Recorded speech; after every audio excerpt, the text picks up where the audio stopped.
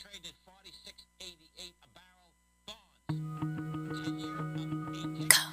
Welcome to Tampa Home Talk with your host, native Tampa real estate girl, Katrina Madewell, a full-time, passionate, out-of-the-box thinker, love for home ownership kind of realtor with over 21 years of combined mortgage and real estate experience.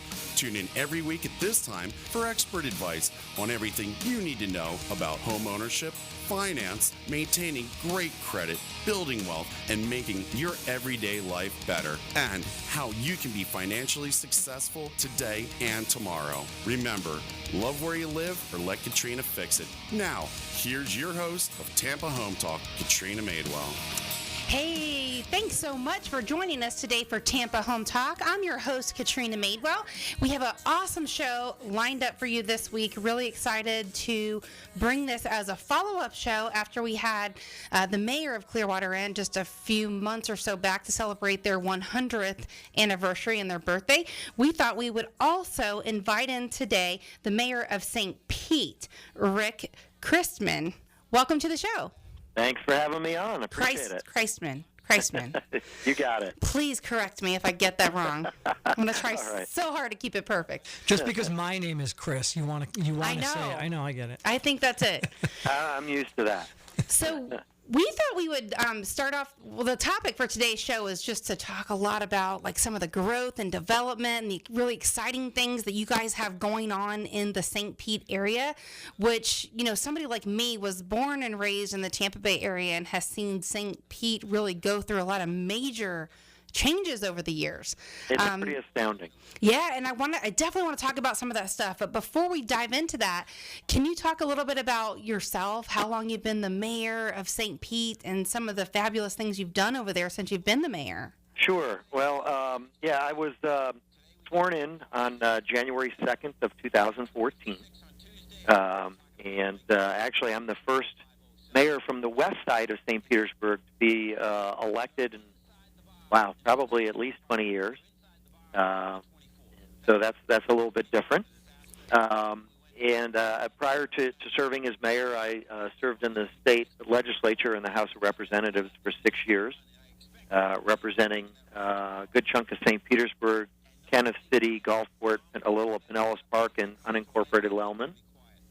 And 6 years prior to that, I served on St. Pete City Council, representing the west side of town. And so been in 14 years now in elected office, and a resident of this great city since 1972, moving here as a child with my family from Detroit, Michigan. It's a big difference from Detroit, huh? Oh, big difference. Don't miss it. Now, with some of the things that being involved in public service and on a legislative level, I know for myself, since, my primary focus is real estate, I get very involved with the Board of Realtors. I try to visit Tallahassee at least once a year when they have Great American Realtor Days. Sorry about that. That's okay. Well, it's actually a pretty interesting experience when you don't have a migraine, which is what happened to me the last time. But it was, one of the hot topics, and it wasn't the very last time, but the time before that was the flood issue. Yeah. And that's probably a great thing for you to talk about, you've had so long in public service and you've represented this area. Yeah, and the flood insurance issue is certainly it's a major concern. The challenge that we had with the federal law changing and trying to get a delay to the implementation of that so that people didn't see their rates spike up in some instances 200%, 300%, 400%, making homeownership virtually impossible. It's a concern. So we're doing what we can here in St. Pete. Certainly we advocated and to have the government take a step back on how that legislation was implemented. We are looking for things that we can do to help from a mitigation standpoint, which also is a way of helping to reduce those rates that our citizens might be paying for those who are required to carry flood insurance. It's kind of crazy too, Rick, when you see when all that craziness was going on and the, people were selling their home and the new buyers were getting quotes. I had one that literally came in, I think, around $35,000 a year. Okay. And the flood insurance premium per month was literally more than the mortgage payment. Yeah, it's insane. And, even when I first started in the legislature back in, I think 2007 was my first session, and we were dealing with property insurance and the cost of property insurance. We also, and as a realtor, you probably remember, we were looking at the taxes, property taxes, and capping those, and and the amount that the local governments could collect. My concern always was that with the Save Our Homes cap, that property taxes weren't the real threat to home ownership. It was property insurance, and certainly that was even before the flood insurance issue came to the forefront. The cost of insurance and insuring a home is, for a long time in Florida, has been a real challenge to home ownership.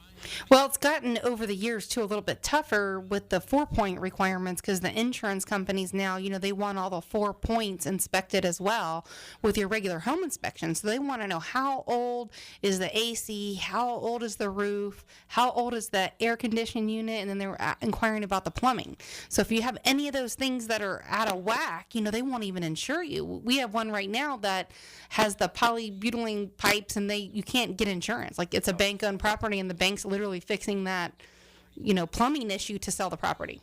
Yeah, I've always been amazed by that because, I remember, when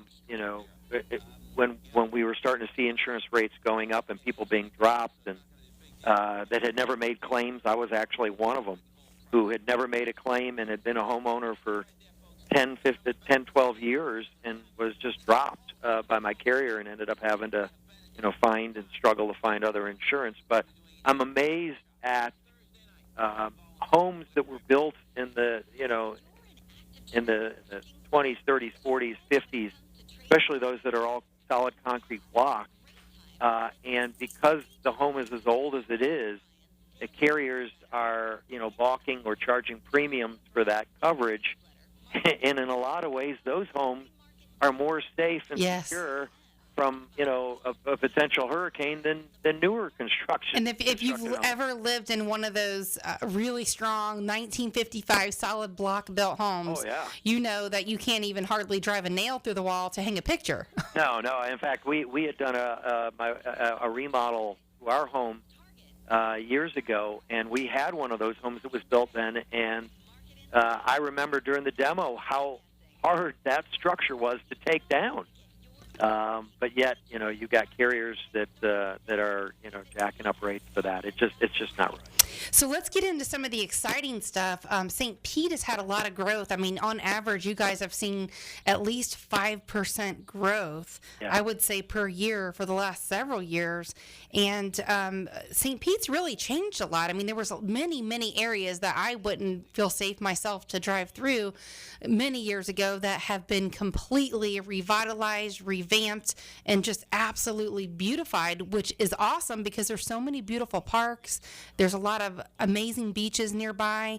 Do you want to talk about some of your involvement and some of the things that you did, not only to maybe clean up the area, but also to drive in residents and businesses to the area? Sure, yeah, and you're right. This city has changed dramatically in so many different ways. I mean, we went from being known as God's waiting room, where the joke was the average age was deceased, to having an average age of our resident now that's in the 40-year-old area.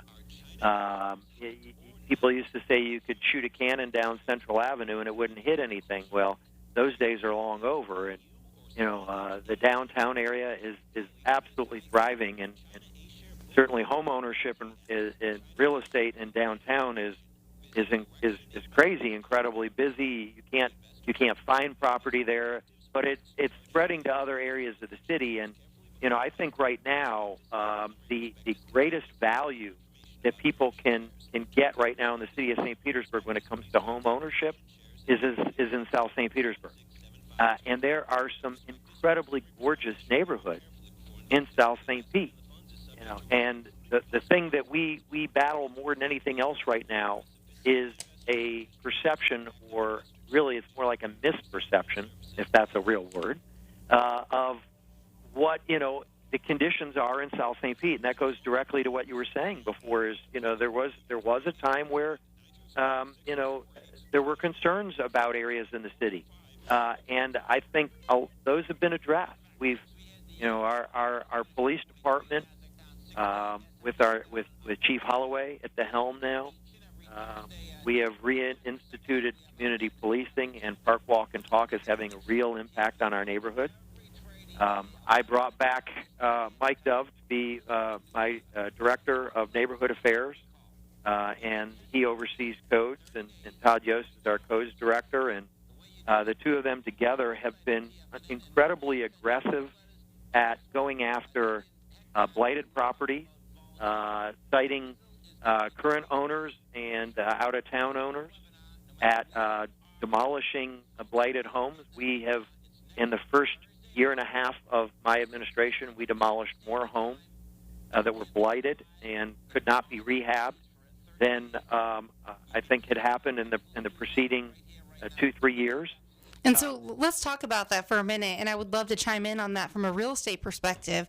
For the person listening thinking, oh, wow, they're just tearing down homes. Well, you have to look at it from a homeowner perspective. And if you have a property next to you that's just absolutely dilapidated, you have rats coming in and out of it, you're paying your property taxes on time, you're fixing up your lawn, and let's say you get a relocation opportunity that you want to take in a different area, or maybe the commute's too far, it's going to be really hard for you to sell your home with the house like that next door. So it's really good for everybody when code steps in and they make changes like this. Well, and it's real important for people to understand we're not just going in and knocking down houses that that people are living in and that can be easily rehabbed. We're doing the ones that are abandoned, that can't be rehabbed, and are exactly what you said. They are creating a significant blight on the entire neighborhood.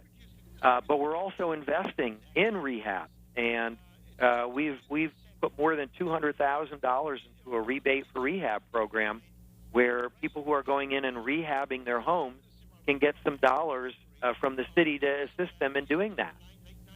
And it's been tremendously successful. And really, that's ultimately what we want. We want people to reinvest in their homes and to do these rehabs, to do additions to their homes, and to fix them up so that everybody's property values are go up, and you create a safer, better neighborhood. And I think Florida in general, we always usually follow behind what California does. And I think there will come a time, probably in the not so distant future, that it will be so expensive that, first-time home buyers don't get in. They probably won't be able to afford to get in.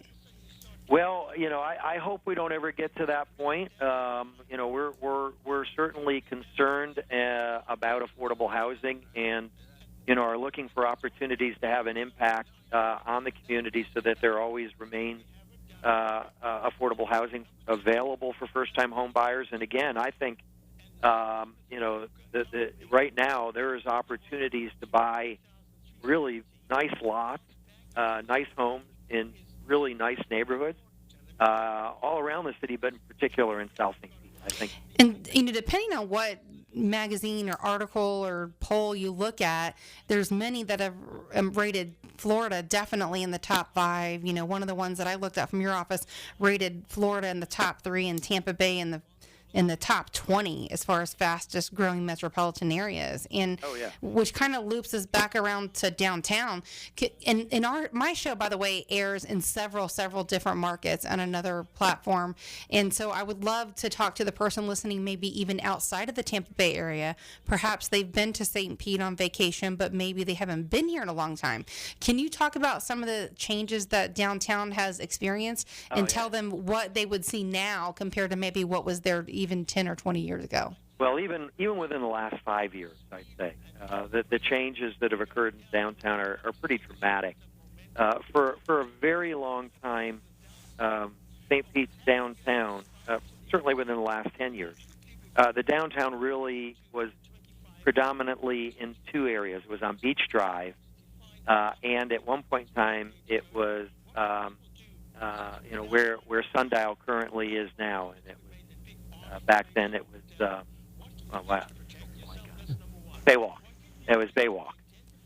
And those were really the only places that people who came to St. Pete ever really went. And Baywalk really had its struggles for a long time, kind of like some of the things that Channelside is seeing. It did. And, Bill Edwards came in and invested, a ton of money and really has done a remarkable job and a beautiful job on really creating this phoenix that has arisen out of the ashes and now has wonderful restaurants with sea salt and Ruth's Chris, and then there's Locale Market and great stores, whether you want jewelry or clothing or you want, to be pampered if you're a lady or a man. There are different places to go to get pampered there. It's really risen, and we thank Bill for his investment in that facility. But I would always joke and say that Baywalk was like the redheaded stepchild of St. Pete. And I say that in theory because I have red hair, so it's just even funnier. But what's to me the coolest thing now is that the downtown is expanding. And this is really the biggest difference from a couple years ago. It isn't just Sundial, which, recently reopened again from Baywalk, and Beach Drive. And granted, both of those are just killing it right now. I mean, if you any day of the week, if you're out on Beach Drive, it's just hopping. But now you go down Central Avenue and you head west, and the restaurants that are in the Janus block on between First and Third, and then you keep going and you hit the 600 block, and then you keep going, which becomes the Edge District, and that's exploding all the way up to 16th Street. And then you hit from that area up to really about 31st Street, which is Grand Central District. There's incredibly good restaurants, and it feels like almost every day I'm cutting a ribbon, or in some cases, as I did at Suzu, I'm cutting sushi to mark their opening. Awesome. Rick, that has to feel awesome as the mayor. It is. It's incredible, and I feel like every week I'm doing an opening for either a restaurant or a store, or in some cases, as I did when I climbed a wall to cut a ribbon, Vertical Ventures, which is an incredibly cool, more than 20,000 square foot rock climbing facility that we have here in the city.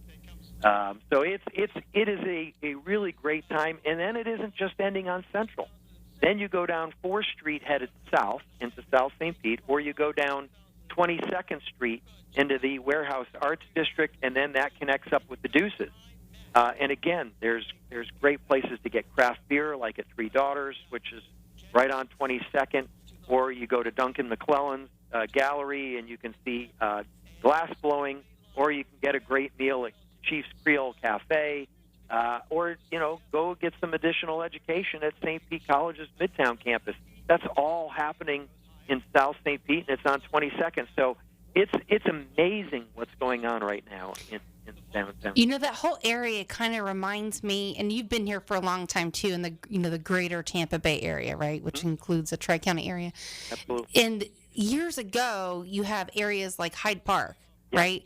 That was for lack of better words, it was the ghetto. It was just considered a bad area.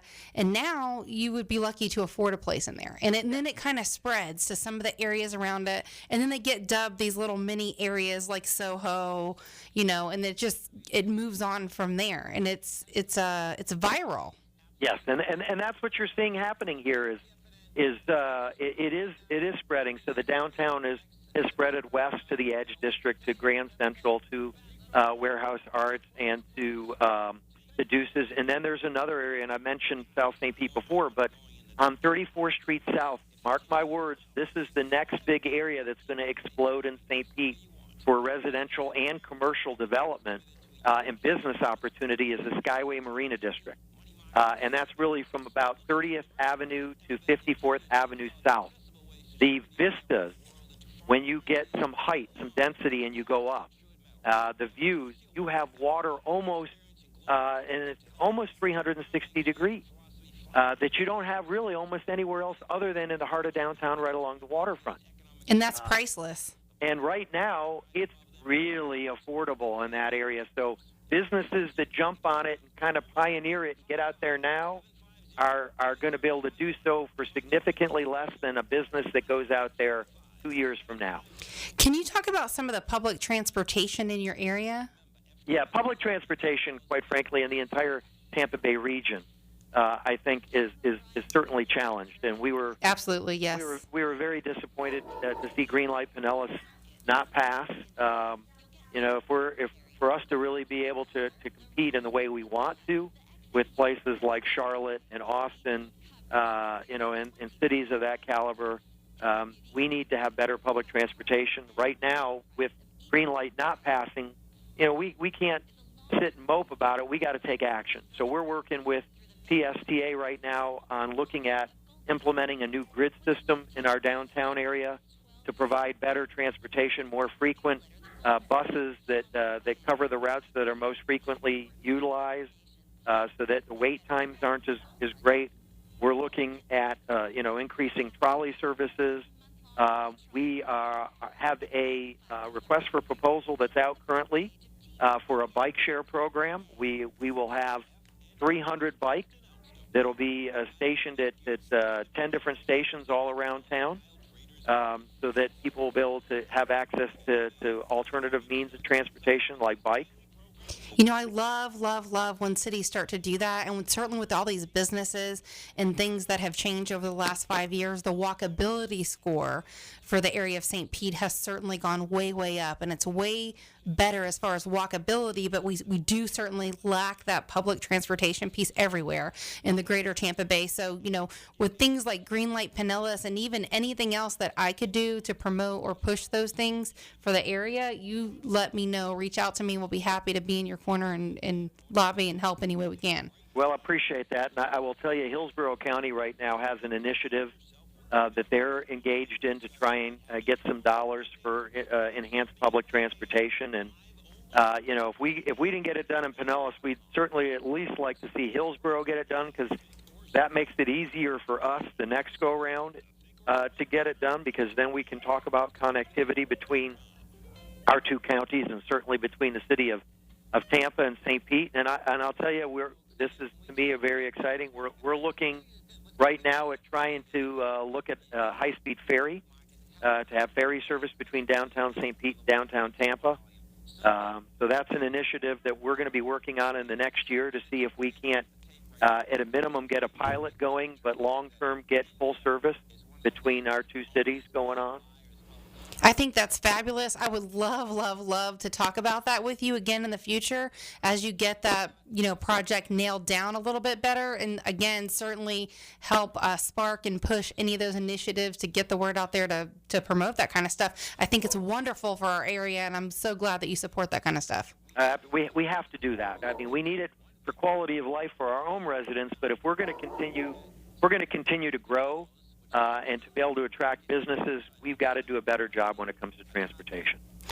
Mayor Rick Kriseman, hold on just a second. We got to take a real quick break because we're at the bottom of the hour. We've got some fantastic things coming up. We're also going to talk about some of the businesses that have come to the area, as well as some festivals and some other really exciting things there in the St. Pete. Hang tight. We'll be back in just a minute.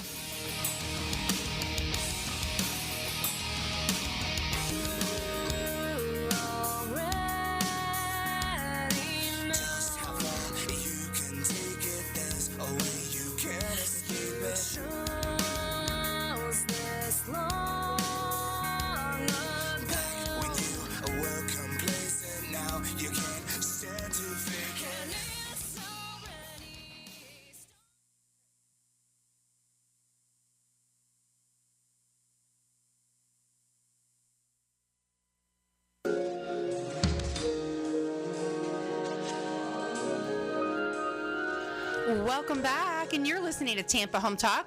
I'm your host, Katrina Madewell, and this afternoon we have joining with us the mayor of St. Pete, Rick Kriseman, talking all about some of the changes and revitalizations and that type of stuff that we've had going on in the St. Pete area. A lot of stuff, many of it over the last 5 years.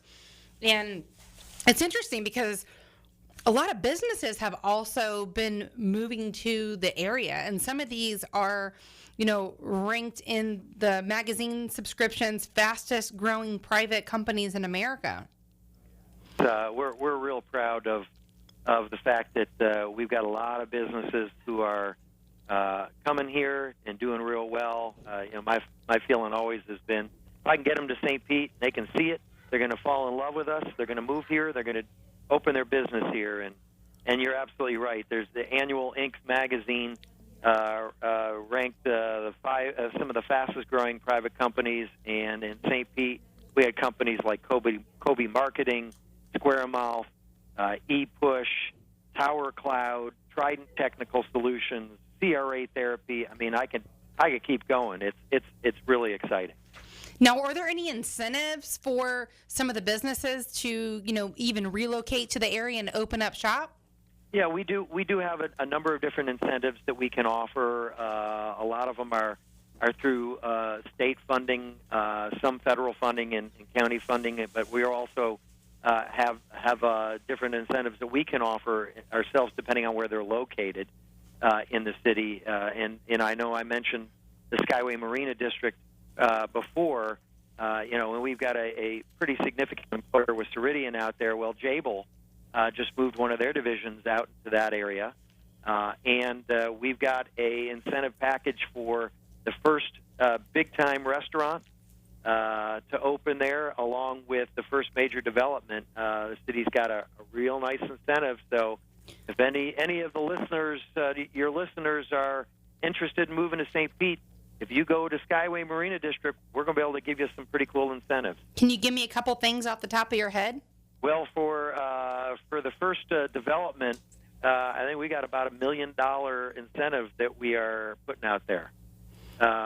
In a restaurant, I think there's a $50,000 incentive, but there are some other things we've got because that is within our CRA district that we just put in place, community redevelopment area, and because of that, there's different incentives that we're able to offer. And our economic development team, headed by my city development administrator Alan Delisle and planning director Dave Goodwin, would be thrilled to speak with anybody who wants to talk about moving their business here to St. Pete. Well, I'll see what we can do to make that happen and revamp those areas a little bit for you. Yeah, we also have another area that we are really focused on called the Innovation District. And we are investing pretty significantly in that. My budget that I've got proposed going to council has total new investments this year of $896,000, which with a $250,000 specifically for the Innovation District. And that area, we are looking at businesses that are predominantly focused on marine science, on healthcare, on financial services, on entrepreneurship and technology.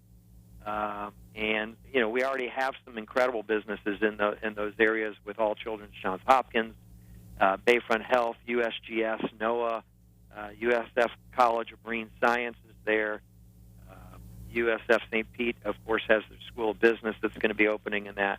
And they're all coming together to really put this thing together and really create a district similar to what you see in the Raleigh-Durham area. And it sounds like you're really building a mix. So it's not like all tech businesses. It's not all medical. It's not all marine science. You're building a really nice mix of top, fast-growing companies. Absolutely. I mean, you talk about between financial, and to me that's banking and insurance. And there's a company out in the north side of town, ASI, insurance carrier, a company that is growing. I mean, in leaps and bounds. It's amazing. We've there's going blank on the name of this other company, which is terrible. I mean, there's so many. I don't even know how you keep them all straight in your head. Yeah, really. Again, it's another one of those where we keep. I'm going to ribbon cuttings or groundbreakings for those businesses, and going back to 22nd Street, you got Genius Central, who moved their offices from the Sarasota area. Power Design, that was the company I was thinking of. That's in North St. Pete, but they probably felt like they hit the lottery moving from Sarasota. Oh yeah, it's like the jackpot. And that's a great company. John Miles is heading that company up, and a great guy, really good member of our community, and we're so pleased to have him and his company here. And it's a really good time for business to take a look at St. Petersburg. And for so many of these businesses, it's all about quality of life for their employees. They want to go to a place where they can live, work, and play all in the same place. And I don't think there's a better place in the state of Florida to do that than St. Petersburg. Well, lifestyle is increasingly more and more important across the board. It's like the number one thing when we sit with a client. We talk about them either relocating to the area, moving up, moving down, whatever their situation is, or even buying their first house. Lifestyle is at the top of the list, always. Absolutely. And for folks in the real estate business right now, I know this market is just popping. The two things I hear more than anything are, the house was gone the minute it went up on the market. Yeah. In fact, I get into a bidding war over it. So I hear that. And the other thing I hear is contractors that are so busy they can't find enough help. Yes. We go through general contractors like underwear. They are so hard to find reliable ones because they're busy. They're swamped, and you look you look around and see how many cranes there are right now in downtown. You've got the Hermitage, which is under construction. You got Third and Third South that's under construction. You've got one St. Pete that's going to be 41 stories. Bliss is going to be popping out of the ground. Salvador is going to be popping out of the ground. I mean, it's remarkable. Well, you can say you had a hand in that for sure when you sit back and look, and it's got to make you smile, all that progress. It does. It really does. It's from what was a sleepy town. What I think and I'd say this even if I wasn't mayor. What I think makes this city so special is we offer to people, and this goes again to your quality of life. You get all the things that you want to see in a big city: great restaurants, great museums, great parks, an incredible waterfront. But you have a community that's really a community where wherever you are in the city, you run into people people are friendly here. They're outgoing. They're warm. And I had somebody describe this to me the other day, and I think who it was. I think it was Mayor Dick Greco, former mayor of Tampa, who now lives in St. Pete. He's got an empty nest somewhere. I went out to dinner, my wife and I, with he and his wife, and he said, Mayor, I feel like I'm on vacation every day I'm here.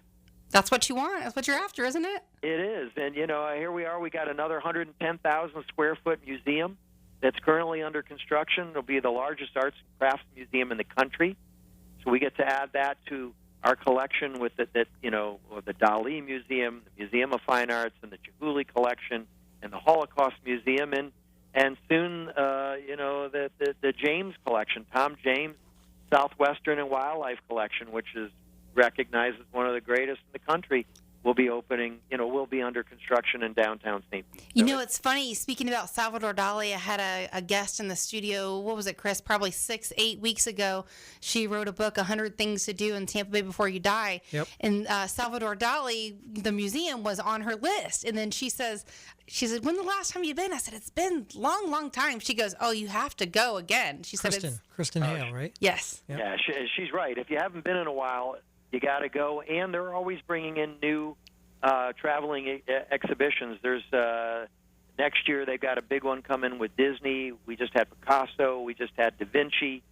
So it's really remarkable that museum is such a jewel in St. Petersburg. And it's so exciting, like even for someone maybe that doesn't even have a passion, or maybe they're not really into the fine arts or any of that. It's still an amazing place to visit. It is, and it's really accessible. And then aside from the world-class museums we've got some incredible artists here, and that really allows me, if I may, to seg directly into something that's a first-time event here in St. Pete called St. Pete Festival, or SPF 15, which runs from now through the 27th of this month. And you've got music and dance, you've got fine arts, you've got things like the Shine St. Pete Mural Festival, which is between now and the 12th. And there are... I was going to ask you about that next. What's the difference in those festivals? There's. I want to tell people to go to stpfest.org, which is where they'll be able to see a schedule of all the different events. But mural events, chalk art. We've got food and wine events. The summer solstice is part of this festival. This one we are hoping to have it grow to rival some of the other major festivals like Spoleto that you see going on all around the world, and it's great because we have so much we can talk about here in St. Pete. Now, how many ribbon cuttings would you say you've done in the first 8 months of the year? Oh my goodness, gosh! If you had to guesstimate. If I had to guesstimate, I'd say I've at least 25 to 30 ribbon cuttings. That's so exciting. Now, have you seen any of those businesses really thrive or take off? Like, have you been to any of those ribbon cuttings earlier in the year, and then you drive back by and you're like, wow, that place is hopping? Oh, yeah. I mean, I'll just, talk about Three Daughters for a minute. Three Daughters Brewery, which is on 22nd Street. Actually, all of our craft breweries have been to a lot of their ribbon cuttings, and they're all just kicking it right now. I mean, it's to the point where it's become a tourist destination. People are traveling to St. Pete simply to go to all of our craft breweries. It's a big thing now, like everywhere. And I know even for myself, like I love craft beer. So if I go somewhere, I'm always like, "What's your local? I want to try it as long as it's not hoppy." Oh, and we've got great ones. I mean, and all of them are good. Whether it's Cycle Brewing or St. Pete Brewing or Green Bench Brewing and Three Daughters, and then Urban Barbecue and Brew. And I mean, I could. Again, and there's another one getting ready to open. Pinellas Ale Works is under construction right now. We have St. Pete Distillery has opened, making incredibly good rums and gin and vodka. I mean, it's... I'm going to have to get that list from you, Mayor. We had, Joey Redner, I went to school with him since junior high. We're the same age. We grew up in the same area. And I'm sorry, I know I keep referencing Tampa, but that's all right. We got a He's tour. Been a pioneer. What a great pioneer. I got a tour of Cigar City Brewing, and I was able to just check out the place and catch up with Joey, and we did the show live from there. And what an exciting thing to do. And I would love to plan something like that with your city, being that you have so many craft breweries there. Oh, you got to do it. And, kudos to Joey. He's done a really great job over there. And, this is a new time in this region. And if I might deviate for 1 second to mention this, because I think it's really important. For years, Hillsborough, Pinellas, Tampa, St. Pete really fought with each other, competed. Yes. There is a level of collaboration, cooperation, and regionalization that we haven't seen in a very long time. I don't know if we've ever seen it to this level, because all of us recognize Bob Buckhorn over Mayor in Tampa, and actually you mentioned George Creticus, Mayor in Clearwater. We all get together and have lunch periodically because we know that when our cities are thriving, it benefits all of us. Exactly. So when good things are happening in Tampa, those people who are opening businesses are coming to Tampa. They're coming to St. Pete. I know they are, because we've seen the busloads of them coming here. And just like, if I'm a tourist and I'm traveling, I'm going to come to the museums, the great museums we have in downtown St. Pete, but I'm also going to head over to Tampa because there's some good museums in Tampa. And it really gives an opportunity for people to see so many things and be within a short distance of getting there to each other. I love that rivalry really doesn't exist anymore, and it's a lot more of like a community collaborative type of effort to just, make the greater Tampa metro area shine. Well, we think we can, as a metro area, as a region, we think we can compete with anyone. I think so too. And we know that we're going to be more successful when we're all working together than we are when we're fighting each other. And if Bob's able to attract a 500-person business to Tampa, there's a pretty good chance that some of the people that are going to work there, they're going to live in St. Pete. Likewise, he knows that if I get a business that's a 500-person here, there's a chance that some of those people might live in Tampa. So it benefits all of us. Exactly. So I promised Chris, which is my rock star producer back there of every show, I don't tell him that enough, but he really is. I promised him we would talk about the Rays because he's a big sports guru. Sure. He hosts some other sports talk radio, and I know he probably would have preferred me to jump right out of the gate with the Rays. Would you agree that one area that the rivalry does still exist is in terms of the relocation of the Rays? I don't think so. No? I think there is, and I've talked to people on both sides of the bay. You're going to find individuals who still harbor that rivalry, but I think there are more right now who look at it and say we are better off when we are working together and supporting, and we recognize that we want the team to stay in this region. It's important for the region. I believe, and I always have, that the location that they're at in St. Pete still long-term is the best place for them to be.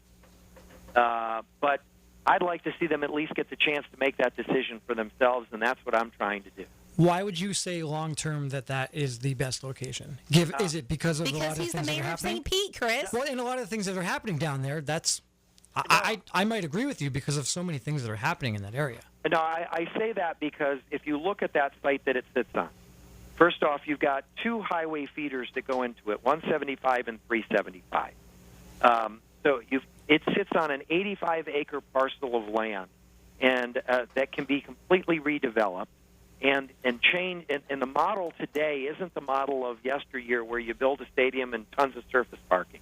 The model today, you look to Atlanta as an example of that, is you have a stadium and you have all kinds of development with housing and restaurants and hotels and businesses, office towers. You have all of that around there. So you've got people who can come when they get out of work or walk, again, live, work, and play within a walkable, easy distance, can go straight over there to the game. And from a redevelopment or building a new stadium, when you redevelop that site, the value that would bring in would help pay for the new stadium, in addition to the fact that the Pinellas County Tourist Development Council and the Convention and Visitors Bureau has the resources that right now they don't have in Hillsborough County, quite frankly, because of the ability to implement the 6%, to go ahead and bond and help finance a new stadium. Elaborate on that 6%, will you? Yeah, when your tourism hits a certain level of visitors, you're allowed to implement an additional percentage. And Pinellas County has hit that, and because of that, the county commission has already voted to implement that 6%. That allows an additional roughly right now, $7 to $8 million a year of revenue that can be captured, and you can use that and bond that. And so, when you think about that, there you can, out of that you can bond another $200 million. You've got the redevelopment rights on that 70 acres, because 15 need to be saved for that stadium, but 70 acres that can be redeveloped, and how much revenue that'll bring in. And just think about Mr. Vinnick's development in Tampa of 40 acres where there's $1 billion of an investment, and I've got 70 here. So I think that site still makes the most sense. So if you were Mayor Buckhorn and you're giving pros and cons, what would you say? Taking yourself out of your shoes. Well, if I'm Mayor Buckhorn, I have to, one of the things I have to figure out is where would I even put the stadium, because there really isn't a place in downtown Tampa to put it. Well, not downtown. That's what I was thinking. No. Maybe North Tampa, maybe. Well, and I don't know that that's a place the Rays would want to go. I think if they were going to go in Tampa, probably the only place they're going to really be able to go is in West Shore. But then I got to figure out, if I'm Mayor Buckhorn, how do I pay for that? You can't pay for that. And I think that's a big challenge that they've got. And I think we're in a position, because it's publicly owned land, that doesn't. Are you there still? Yes. Okay. That doesn't have to be paid for by the Rays. And they don't have to go out and buy land. It makes it much easier. So I think the Mayor Buckhorn would have a challenge, but. I know him. If that was ultimately where the Rays wanted to go, and I certainly hope St. Pete's where they're going to want to stay. But if they wanted to go, we don't want them to leave the region. We'd rather, if they're going to leave St. Pete, they stay either in Pinellas or in Hillsborough. he's up to the challenge if he has to be. I'd love to see the Rays just do some more promotional events with businesses and organizations to really just drive people to even visit a couple games a year. Well, yeah, and I think, one of the other things that I think makes this site in St. Pete more realistic or sustainable long-term than it is right now even is, part of our challenge has been getting our friends from Hillsborough and Tampa to come over to the games. And quite frankly, when you think about it, it's not easy right now. It's not easy to get from Tampa to St. Pete. And the reason it isn't is because there's so much construction going on. But that construction is going to be over in 3 to 5 years. And when it's done, 275 is going to be a really pleasant drive. It's going to be much easier to get from Tampa and Hillsborough County over to Pinellas. So I think that's going to have an impact on attendance from the other side of the bay in a couple of years. It'll be exciting, certainly, to see how everything shakes out. So tell me, I have to ask Mayor Kriseman, Kriseman. I swear I'm going to get it right by the end of the show. That's okay. Give me your top 3 places. They could be anything. Could be shopping, food, whatever. Where's your top 3 places in St. Pete? Ooh, see, now that's a really dangerous question to ask a mayor. Because Well, let's say, and I'm not putting you on the spot because certainly they want to come back and we'll talk about the next 3, but if you had a half a day in St. Pete, what would you have to go do? Well, certainly I would come for Second Saturday Art Walk. And it's not a specific place, but it's a thing. I would absolutely come to that because there's a trolley that will take you to all of the different arts destinations in the city, and it really gives you a chance to get a taste of everything art-wise that the city has to offer. So I absolutely would recommend that. I'm actually giving you events in some ways. It's a lot safer for me to do that. I would come to the Grand Prix. The St. Pete Grand Prix, the Firestone Grand Prix of St. Pete, I should say, that takes place. And this year it's going to be, I believe the dates are the weekend of March 12th, I think it is this year. It's an incredibly exciting event. It's a lot of fun, very family-friendly. And certainly if you come, we want to encourage everybody when the races are over, stay and go to some of the incredible restaurants that we have that are all within walking distance of downtown. Whether you like Italian food, and there are several really great Italian restaurants, French food, there's Indian food, there's great Asian fusion, lots of Asian fusion restaurants, and several restaurants that originated in Tampa and that are now in downtown St. Pete that have great food. So come to the Grand Prix. I would absolutely recommend that. And then the third thing is go to a Rays game. I knew you were going to say that. Don't ask me how I knew, but I knew. And again, if you want to get something great to eat after or before the game, within walking distance, you can get great barbecue, you can get great burgers. There's even restaurants where you can get Thai Mexican food. So I'll tell you what, if you won't give me one of your favorite top picks, give me a turnaround. And this could be even somebody from your staff or your team. What would you vote one of the number 1 turnaround restaurants in the area? Ooh, turnaround of restaurants in the area? Like a turnaround. Maybe some place that had a horrible reputation and they revamped everything. Maybe they even completely changed the type of food they serve. Whatever. But give me a turnaround restaurant. Ooh, that's a tough one. Talk about put you on the spot, right? Yeah. That's oh boy. I'm gonna cheap out on you again and be a real politician. I can respect that. I'm going to talk about the 600 block, Central and 600. That was an area, and there's one of my. See, I am going to call somebody out. One of my favorite coffee shops, Brutylicious, is there. Of course, there's other great local coffee shops with Kawa. Kristen he's shaking his head because he lives in St. Pete. I used to live right on Central, so I know everything. But that block was prior to the recession, was going to be completely knocked down, and it was going to be rebuilt as a mixed-use, commercial and residential. And this is an instance where the recession really did something good because it didn't get knocked down, and instead, and I want a special thank you to former council member Leslie Curran, because she was really a driving force of this. Instead, you have some really cool local stores, galleries, and restaurants that are in that block. And it's one of my favorite places when I want to go shopping local and just walk store to store to store. So that to me is the real big. That's one of the biggest turnarounds that went from being leveled potentially to staying and remaining. And I love the look of it. It's one of these where it gives the feel, the character to the city because it still looks the same. So, Mayor Kriseman, go ahead and give us a Twitter handle, and we'll let some of those businesses do their own shout out. What's a Twitter handle for you guys or for you? At Kriseman, Kriseman. Thank you so much, Mayor Rick Kriseman, Mayor of St. Pete, joining us today, talking all about some of the growth and development and changes and really exciting things that St. Pete's had going on. I can't thank you enough for your time today. I can hear the passion in your voice when you represent St. Pete, and you're doing a fantastic job. Well, thanks so much. I appreciate you having me, and thanks for giving me a chance to tell my story to your listeners. Come visit us here in St. Pete. You're going to love it. We absolutely will do that, and I'm excited to have you back in the future. You're listening to Tampa Home Talk. I'm your host, Katrina Madewell. Fantastic show with Mayor Rick Kriseman. Unfortunately, this week, we're out.